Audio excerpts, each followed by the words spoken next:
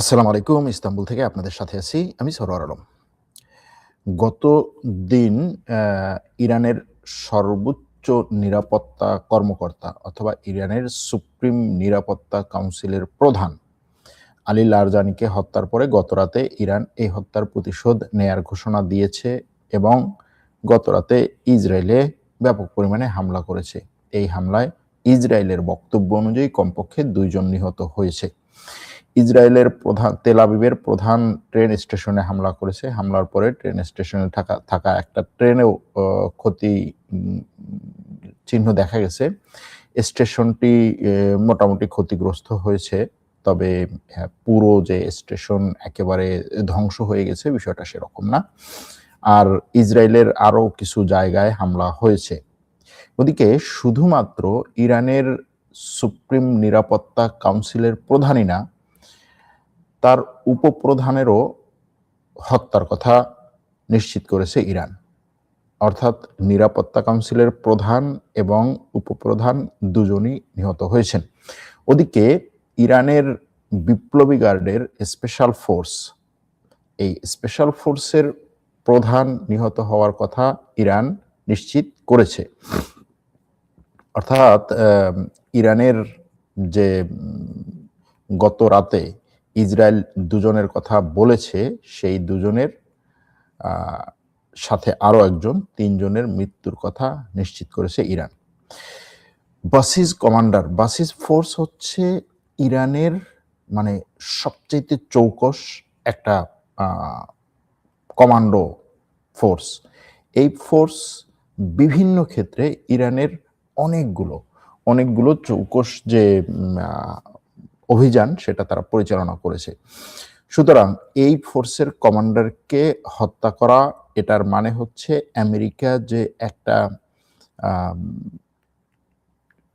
Grand operation অথবা স্থল হামলা চালাতে চাচ্ছে সেটার ফিল্ড রেডি করা।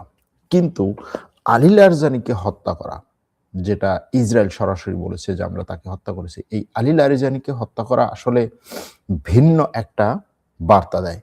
সেটা হচ্ছে আমেরিকার সাথে যতটুকু যোগাযোগ করা হচ্ছিল বলে যেই খবরগুলো আমরা জানি যে আমেরিকার সাথে ইরানের একটা সমঝোতা নিয়ে আলোচনা চলছে, আমেরিকা যোগাযোগ করছে, ইরানের পক্ষ থেকে হালকা একটু ইঙ্গিত দেয়া হচ্ছে এবং এই যোগাযোগ রক্ষার ক্ষেত্রে, এই ইঙ্গিত দেওয়ার ক্ষেত্রে অনেকটাই পজিটিভ ছিলেন এই আলী লারজানি। অর্থাৎ স্বল্প মেয়াদে যদি আমেরিকার সাথে ইরানের একটা সমঝোতা হয় তাহলে সেই সমঝোতা করতে পারেন বা সেই সমঝোতার ব্যাপারে অতিরিক্ত এগিয়ে আছেন আলী লারজানি আর হচ্ছে পররাষ্ট্রমন্ত্রী, ইরানের পররাষ্ট্রমন্ত্রী। এখন ইসরায়েল মাঝখান থেকে আলী লারজানিকে সরিয়ে দিল। মানে কি? মানে হচ্ছে আমেরিকা যদি চায়ও যে এখানে একটা তাড়াতাড়ি আমরা হচ্ছে যুদ্ধবিরতি করি, যেমন আমেরিকার রাষ্ট্রপতি গত কয়েকদিন ধরে বলছেন, সে যেভাবে হচ্ছে বিভিন্ন ধরনের বক্তব্য দিচ্ছেন, তার মানে হচ্ছে যে সে আসলে এখান থেকে সম্মানজনক একটা প্রস্থান চায়। তার এই সম্মানজনক প্রস্থানটা যেন না হয় সেটার জন্য ইসরায়েল মাঝখান থেকে আলী লারজানিকে সরিয়ে দিল। এখন এটার ক্ষেত্রে আরেকটা প্রশ্ন আসে, সেটা হচ্ছে যে ইসরায়েল শুধুমাত্র কি একাই তাকে সরিয়ে দিয়েছে নাকি এই ক্ষেত্রে আমেরিকার কোনো গোয়েন্দা তথ্য সে ব্যবহার করেছে, অর্থাৎ আমেরিকাও এটার সাথে ছিল কিনা, এটা এখনো পর্যন্ত আমি জানি না আমেরিকা এটার সাথে সরাসরি ছিল কিনা। কারণ এই মুহূর্তে যুদ্ধ কেন্দ্র বা যুদ্ধ পরিচালনার যে মূল শক্তি বা যৌথ যুদ্ধ পরিচালনা কেন্দ্র যদি বলি আমেরিকা এবং ইসরায়েল, সেখানে সব ধরনের তথ্য আসে এবং সেই তথ্য অনুযায়ী তারা পদক্ষেপ নেয়। স্বাভাবিকভাবে একটা যৌথ পাওয়ার বা একটা যৌথ শক্তি যখন সিদ্ধান্ত নেয় তখন সিদ্ধান্তগুলো যৌথভাবে সিদ্ধান্ত হওয়ার পরে সেটাকে বাস্তবায়ন করা হয়। কিন্তু এই ক্ষেত্রে দেখা যায় অনেক ক্ষেত্রে, বিশেষ করে ইসরায়েল আমেরিকার ক্ষেত্রে, আমেরিকাকে ইসরায়েল যেরকম টেনে এনে যুদ্ধে ঢুকায় ঠিক সেইভাবেই আবার যুদ্ধের অনেকগুলো সিদ্ধান্ত ইসরায়েল নিজে নেয়। আমেরিকা একটু হাঁ হু ডাক ডুক দেয় কিন্তু তারপরে সে আবার থেমে যায়। তো এজন্য হয়তোবা তথ্য এই যৌথভাবে তারা এই গোয়েন্দা তথ্য হয়তো শেয়ার করা হয়েছে, হাউসে শেয়ার করা হয়েছে। সেখান থেকে তথ্য নিয়ে ইসরায়েল এই হামলা চালিয়ে থাকতে পারে। ইসরায়েলের হামলার পরে গত রাতে ইরান ইসরায়েলে যে হামলা করেছে, সেই হামলাগুলোর মধ্যে ইসরায়েলের রাজধানীতে ব্যাপক পরিমাণে আঘাত এনেছে ইরানের মিসাইল, এবং শুধুমাত্র ইসরায়েলের রাজধানীতে না, কুয়েতে গত রাতে ড্রোন হামলা হয়েছে। কুয়েতে কমপক্ষে 7টা ড্রোন কুয়েত 7টা ড্রোন সে ভূপাতিত করেছে। সংযুক্ত আরব আমিরাতেও ড্রোন হামলা হয়েছে। সংযুক্ত আরব আমিরাতে ড্রোন হামলার সাথে সাথে মিসাইল হামলাও হয়েছে। ইরান এত পরিমাণ হামলা গত রাতে করেছে যে ইসরায়েলে সারা রাত ধরেই সাইরেন বেজেছে। ইসরায়েলের সাইরেন বেজেছে, এটা হচ্ছে ইসরায়েলের কথা। কিন্তু ইরানের হামলাগুলো কতটা আঘাত এনেছে এই ব্যাপারে তথ্য কম, এটা সবসময় হয়। এবং ইসরায়েলে ইরান যে হামলা করেছে সেটা ইসরায়েলের দক্ষিণ দিকে, ইসরায়েলের মধ্য ইসরায়েলে, এই দুই দিকটাতে ইরান বেশি আক্রমণ করেছে, ইসরায়েলের দক্ষিণ এলাকা এবং ইসরায়েলের মধ্য এলাকা। আর ইসরায়েলের উত্তর এলাকায় ঠিক একই সময়ে হামলা করেছে লেবানন থেকে হিজবুল্লাহ। আবার পাল্টা দিক থেকে এই হিজবুল্লাহর উপরে এবং লেবাননের রাজধানীতে গত রাতে ব্যাপক পরিমাণে আক্রমণ করেছে ইসরায়েল। লেবাননের রাজধানীতে একটা বহুতল ভবনে সরাসরি আক্রমণ করেছে। আবার সেই আক্রমণটাতে ইসরায়েল আগেই বলেছে যে এই ভবনটাকে তোমরা খালি করে দাও। কেন? এই ভবনে হচ্ছে হিজবুল্লাহ আছে। তো যখন বলা হয় যে এই ভবনটাকে তোমরা খালি করে দাও, হিজবুল্লাহ তো ওই ভবনে আছে যেহেতু সে বলছে, তারাও তো চলে যাবে, তাহলে ওই ভবনে আক্রমণের উদ্দেশ্য কি? কিন্তু তারপরেও তারা সেই আক্রমণটি করেছে এবং একটা বহুতল ভবন ধ্বংস করেছে। এটা হচ্ছে একটা, কিন্তু এর বাইরেও অনেকগুলো জায়গায় তারা আক্রমণ করেছে। লেবাননের দক্ষিণ অঞ্চলেও এরকম কয়েকটা ভবন তারা ধ্বংস করেছে গত রাতে। লেবাননের দক্ষিণ অঞ্চলে বিশেষ করে সাইদা নামক এলাকায় গত রাতে তারা আক্রমণ করেছে। ওদিকে ইরাকের এরবিল শহরে এরবিল বিমানবন্দরের কাছে গত রাতে অনেকগুলো বিস্ফোরণের খবর শোনা গেছে।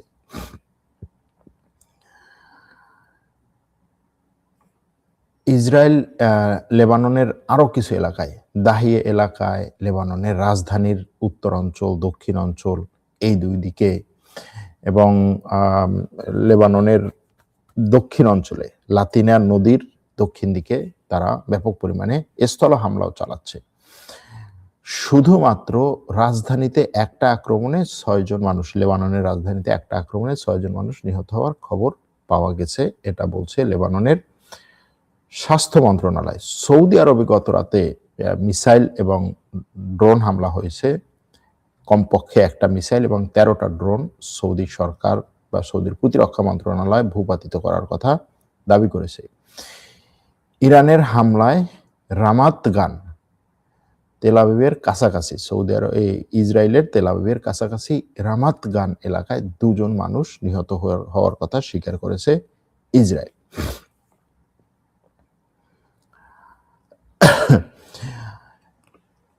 এই ইরাকের এরবিল বিমানবন্দরের কাছে মার্কিন বিমান ঘাঁটি আছে, সেই মার্কিন বিমান ঘাঁটির কাছেও গত রাতে আক্রমণ হয়েছে। এটা হচ্ছে ইরাক থেকে আসা খবর।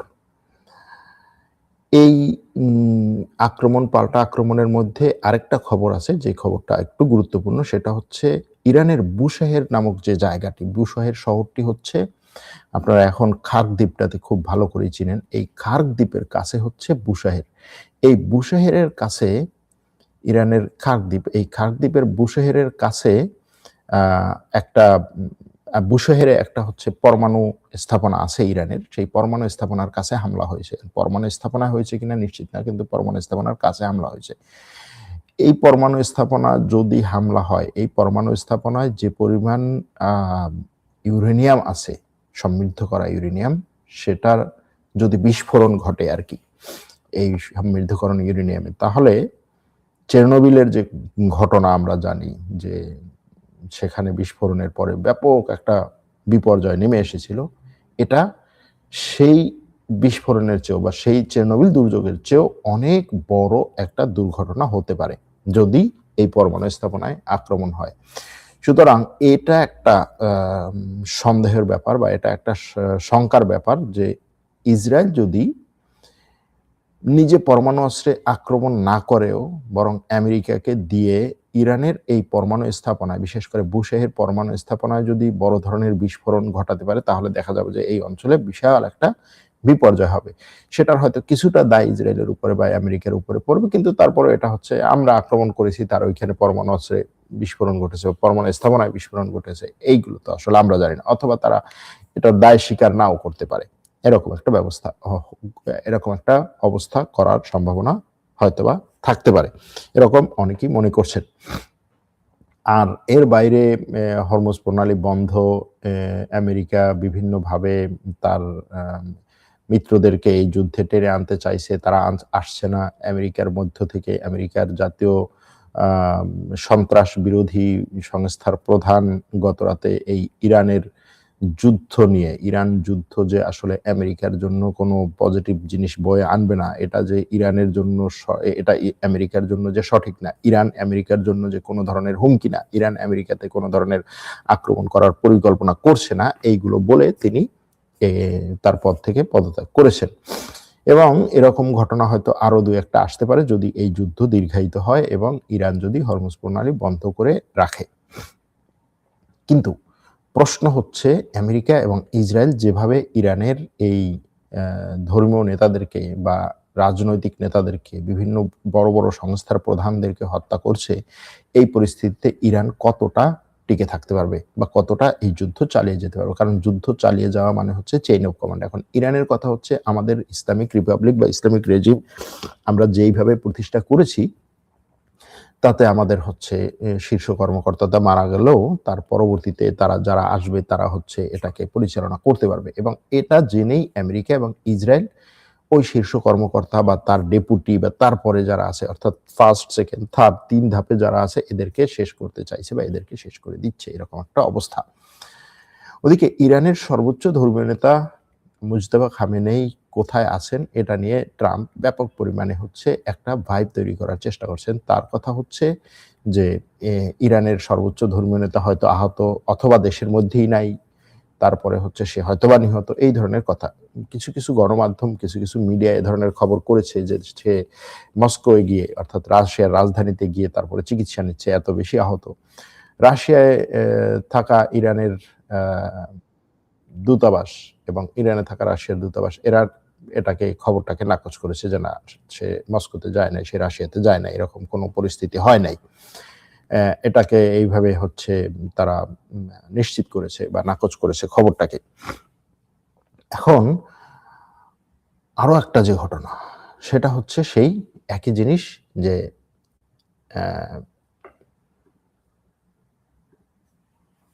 নেতানিয়াহু কোথায়? এখন নেতানিয়াহু কোথায়, এই কথার যে প্রশ্ন বা এই প্রশ্নের যে উত্তর, সেটা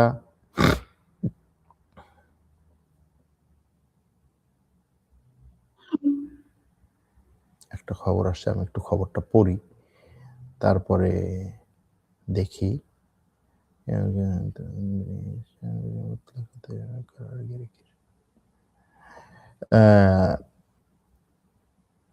ইরানের বিরুদ্ধে সবচাইতে যে খারাপ সিনারিও, অর্থাৎ কি বলে এটাকে, যে ওয়ার্স্ট কেস সিনারিও যেটাকে বলে, যে একেবারে সবচাইতে খারাপ অবস্থা কি হতে পারে? সবচাইতে খারাপ অবস্থা হতে পারে যে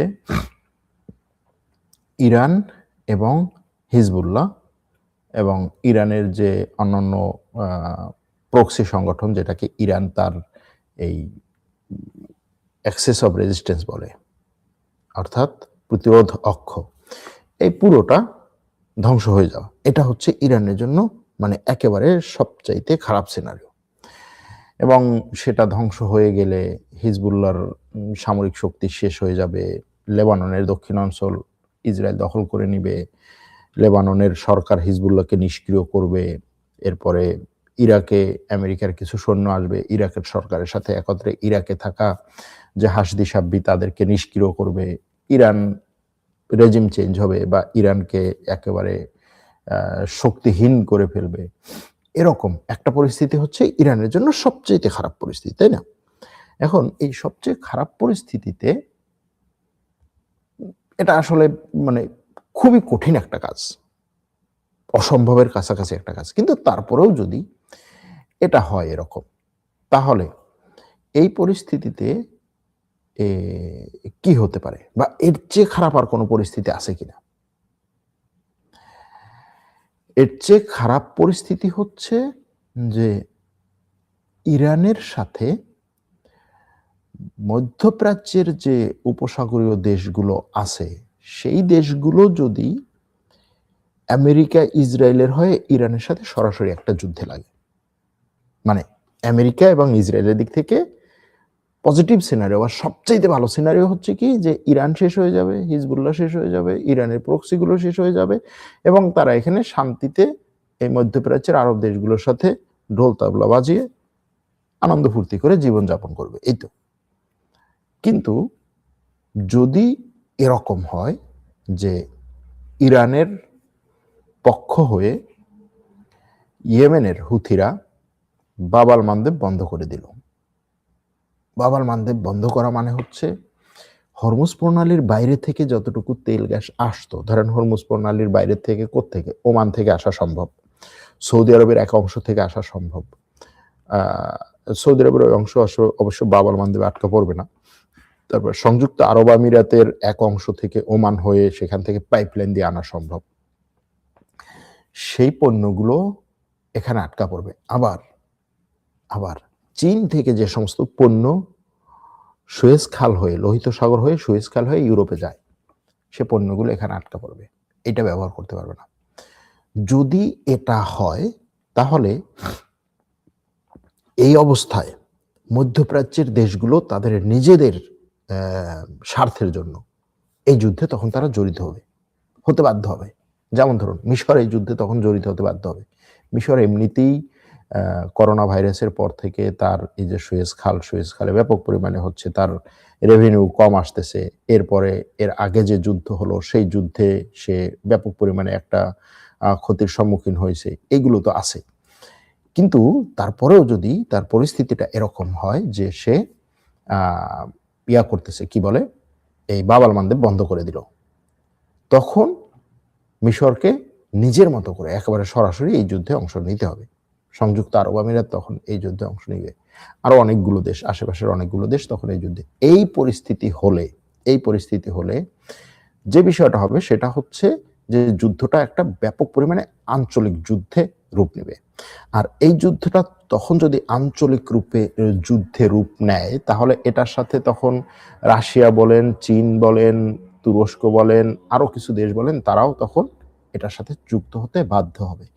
আর সেটা যদি হয় তখন এটা হয়ে যাবে কি বিশ্বযুদ্ধ। এখন এরকম একটা সিনারিও হতে পারে কিনা? অবশ্যই হতে পারে। এরকম সিনারিওতে কি ঘটনা ঘটতে পারে? এরকম সিনারিওতে প্রচুর পরিমাণে সামরিক এবং বেসামরিক ক্ষয়ক্ষতি, স্থাপনার ক্ষয়ক্ষতি, মানে মধ্যপ্রাচ্য তখন হয়ে যাবে একটা ব্যাপক পরিমাণে মানে একটা যুদ্ধ কেন্দ্র। কে কার উপরে কিভাবে হামলা করছে কেউ বুঝতে পারবে না, এরকম একটা পরিস্থিতি হবে। কে কার বন্ধু কে কার শত্রু এটা বোঝাও কঠিন হয়ে যাবে। এটা হচ্ছে জাস্ট ওয়ার্স্ট কেস সিনারিও। এরপরে হচ্ছে কি আমেরিকা এবং ইসরায়েল এই যুদ্ধ থেকে তখন বের হয়ে নিজেরা অন্য পরিকল্পনাগুলো করবে। অর্থাৎ তখন যুদ্ধ তো চলতেছে, যুদ্ধ চলবে তখন মুসলিম বিশ্বে ইরানের সাথে অন্য দেশগুলো যুদ্ধ, ওই দেশগুলোর মধ্যে থেকে আবার 2-4টা হচ্ছে ইরানের পক্ষ নিয়ে যুদ্ধ, ওই দেশগুলো আবার এক দেশ আরেক দেশের কিছু জায়গা দখল করার চেষ্টা করবে সেই মুহূর্তে। এরপরে হচ্ছে সুপার পাওয়ার গুলো পক্ষ নিবে। আমেরিকা ইসরায়েল তখন তাদের অন্য পরিকল্পনা কি করবে, বাস্তবায়ন করার চেষ্টা করবে। অন্য পরিকল্পনা, যে ইসরায়েলের তো পরিকল্পনা আছে, সে আস্তে আস্তে তখন জায়গা দখল করবে, কোন দেশের কতটুকু জায়গা দখল করতে পারে। আর আমেরিকা চিন্তা করবে যে এইখান থেকে আমি কিভাবে হচ্ছে ফায়দা নিতে পারি, তেল নেওয়া, তারপর হচ্ছে রেয়ার আর্থ ম্যাটেরিয়ালস নেওয়া, এটা নেওয়া সেটা নেওয়া। তৃতীয় হচ্ছে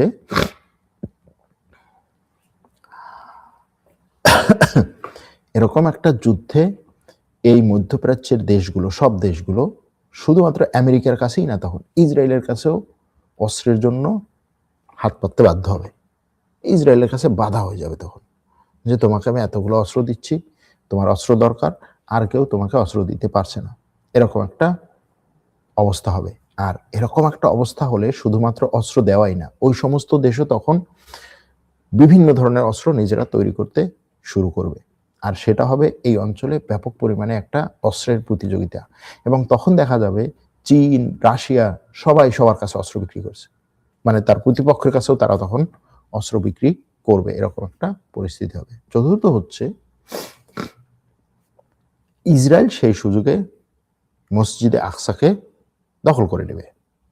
মসজিদে আকসা এবং মসজিদে আকসার চারিদিকে যেই সমস্ত ফিলিস্তিনি আছে তাদেরকে সেখান থেকে তাড়িয়ে দেবে অথবা হত্যা করবে, এবং তার সেই গ্রেটার ইসরায়েল প্ল্যান ওইখান থেকে সে শুরু করবে। এরপরে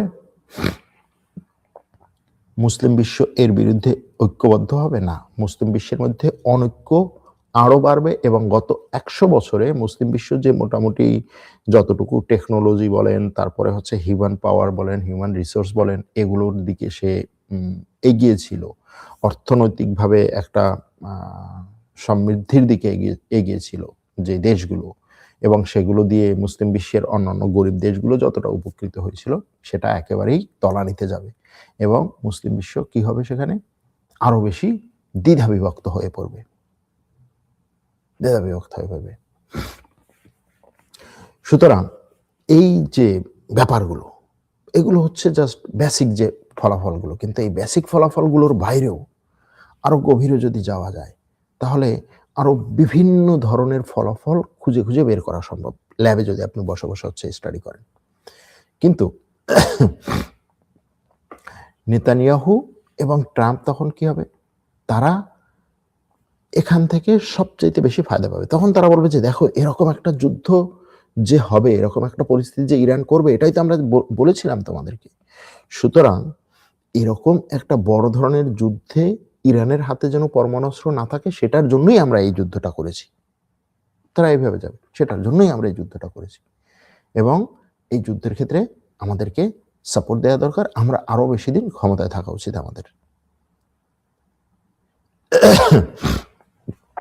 তখন তাদের কথা হচ্ছে শুধুমাত্র ইসরায়েল এবং আমেরিকাই না, দেখো এই মুসলিম বিশ্ব, এই সুন্নি মুসলিম, ইরান তোমাদের জন্য হচ্ছে বড় ধরনের একটা হুমকি, এরকম একটা অবস্থা তারা নিয়ে আসবে।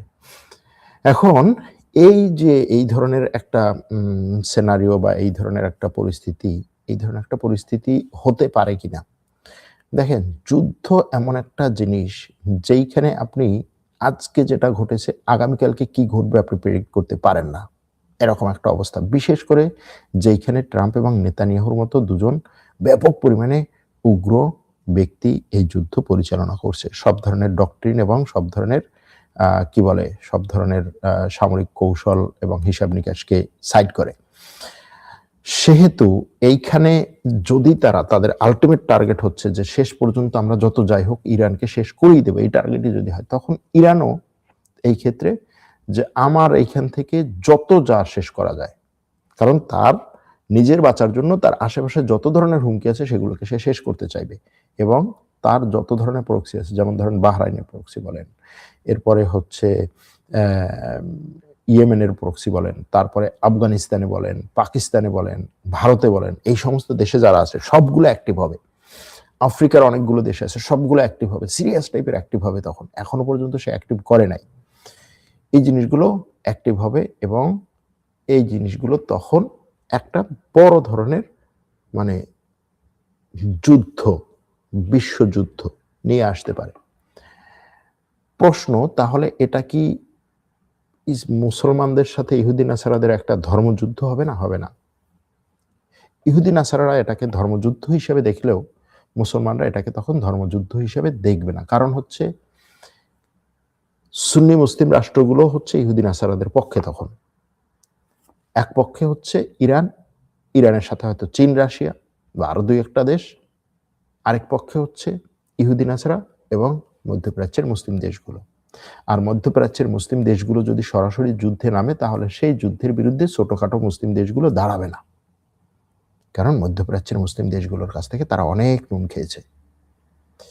সুতরাং এই পরিস্থিতি যদি হয় তাহলে সেই পরিস্থিতিতে ভবিষ্যৎ কি, যুদ্ধের শেষ কিভাবে হবে আমি জানি না। এইগুলো জাস্ট হচ্ছে সিনারিও। এই সিনারিওগুলো বলার কারণ হচ্ছে যে এ ধরনের পরিকল্পনাও থাকতে পারে বা এ ধরনের দিকেও যেতে পারে। আবার এরকম হতে পারে যে আগামী 1 সপ্তাহ পরে ট্রাম্প বলল যে না ভাই, আমি আর এই যুদ্ধের মধ্যে যাব না, যত যা হয় হোক, আমি যুদ্ধে জিতে গেছি, আমার যুদ্ধ শেষ, আর আমার যুদ্ধ লাগবে না। কিন্তু ইসরায়েলের এই যুদ্ধ চলবে, এটা আমি আপনাদেরকে বলে দিতে পারি যে ইসরায়েলের এই যুদ্ধ চলবে। এখন এই অবস্থায় টেকনোলজি কোথায়? প্রশ্ন হচ্ছে এখানে যে টেকনোলজি কোথায়, কিভাবে কাজ করছে? টেকনোলজি নিয়ে আমেরিকা সিরিয়াস টাইপের কাজ করছে এবং আমেরিকার প্রেসিডেন্ট, আমেরিকার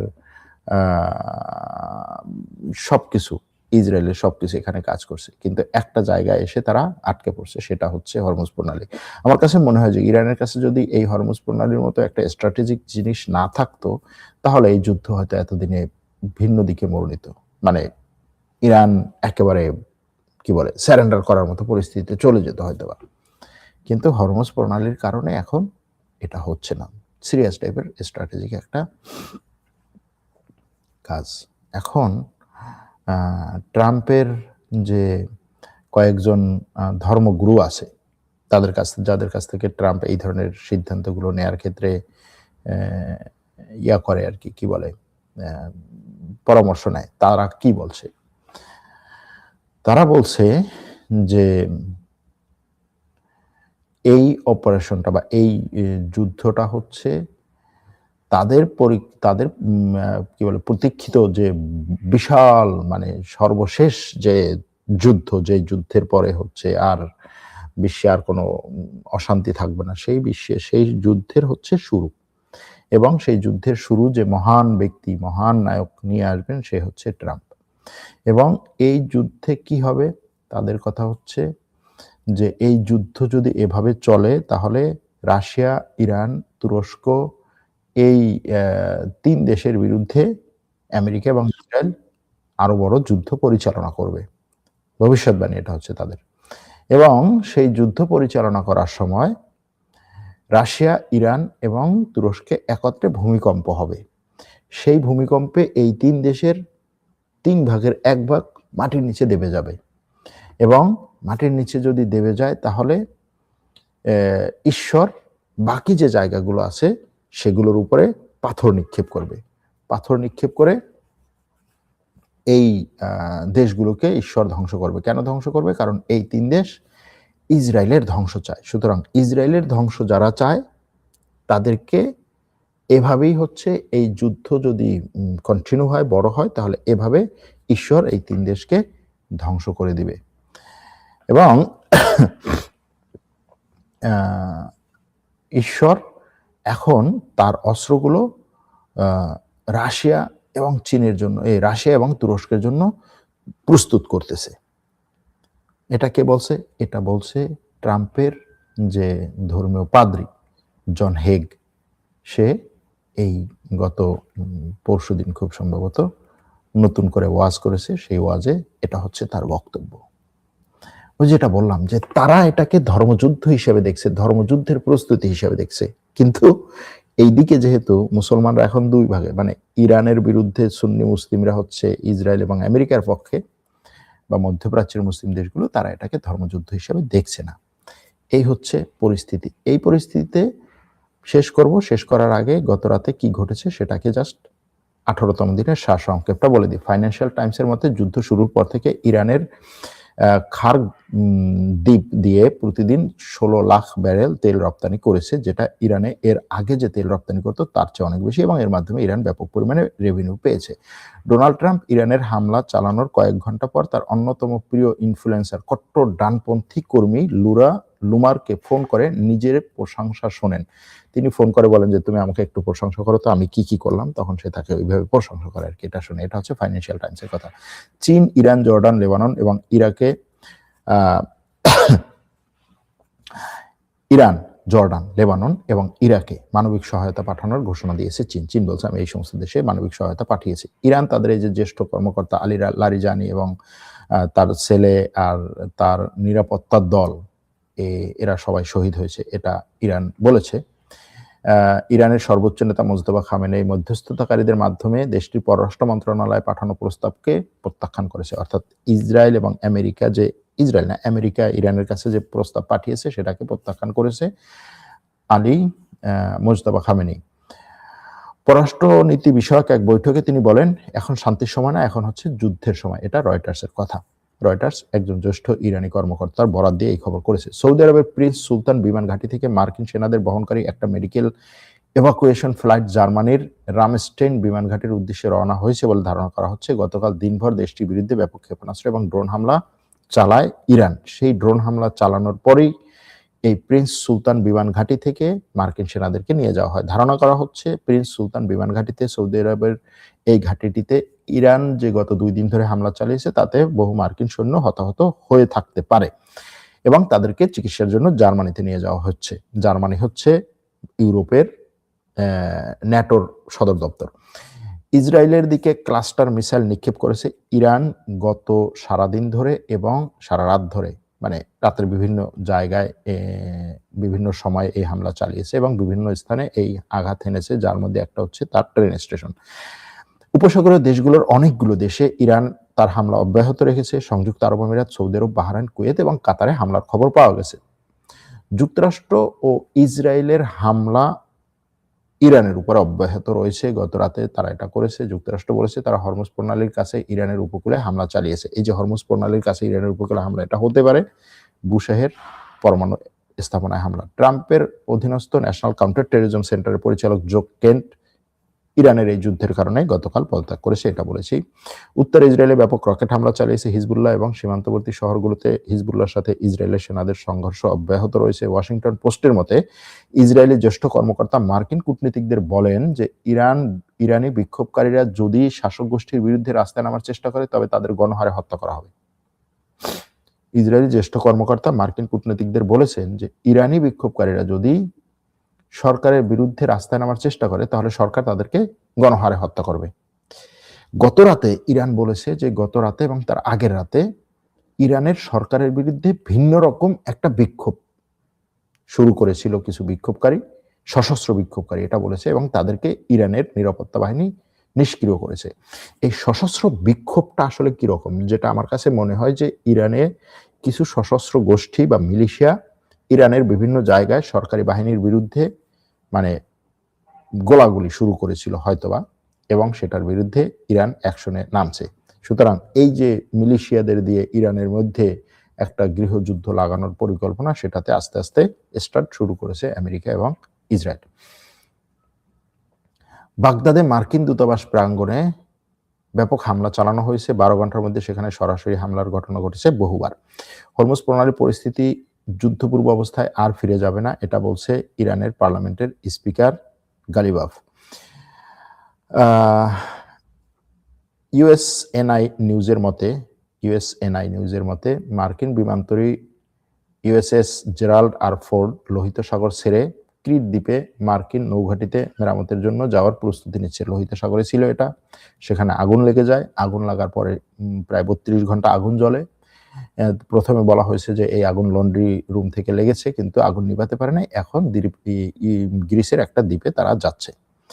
ইরানের ফার্স্ট নিউজ এজেন্সির মতে বর্তমান কমান্ডাররা নিহত হলে প্রত্যেকটি সামরিক পদের জন্য 3 থেকে 7 জন বিকল্প ঠিক করে রেখেছে ইরান। সুতরাং তাদের কথা অনুযায়ী যে আমাদের চেইন অফ কমান্ডে কোনো সমস্যা হবে না। রয়টার্সের প্রতিবেদনে বলা হচ্ছে যে 2023 সালের অক্টোবরের পর এই প্রথমবারের মতো যুক্তরাষ্ট্রে পেট্রোলের জাতীয় গড় দাম গ্যালন প্রতি $3.75 ছাড়িয়ে গেছে। অর্থাৎ তাদের এই গ্যালন প্রতি দাম অনেক বেড়েছে। এখানে আরেকটা খবর আছে, সেটা হচ্ছে যে আমেরিকার এই জাতীয় কাউন্টার টেররিজম সেলের প্রধান যে তিনি বলেছেন যে আমাদের কথা হচ্ছে ট্রাম্প যেগুলো বলছে এগুলো সঠিক না। আবার ট্রাম্পের জাতীয় নিরাপত্তা প্রধান তুলসি গ্যাবার্ড সে বলছে যে না, আমি ট্রাম্পকে সমর্থন করছি। ট্রাম্প যেগুলো বলছে সেটাই। ইরান আমাদের জন্য সবচাইতে বড় হুমকি এই মুহূর্তে। রাশিয়া-টাশিয়া, চীন-টিন এগুলো কিছু না। ট্রাম্পের কথাই সঠিক। এরকম একটা পরিস্থিতির মধ্য দিয়ে এই যুদ্ধ যাচ্ছে। পরবর্তীতে আবার কথা হবে। ভালো থাকবেন, সুস্থ থাকবেন।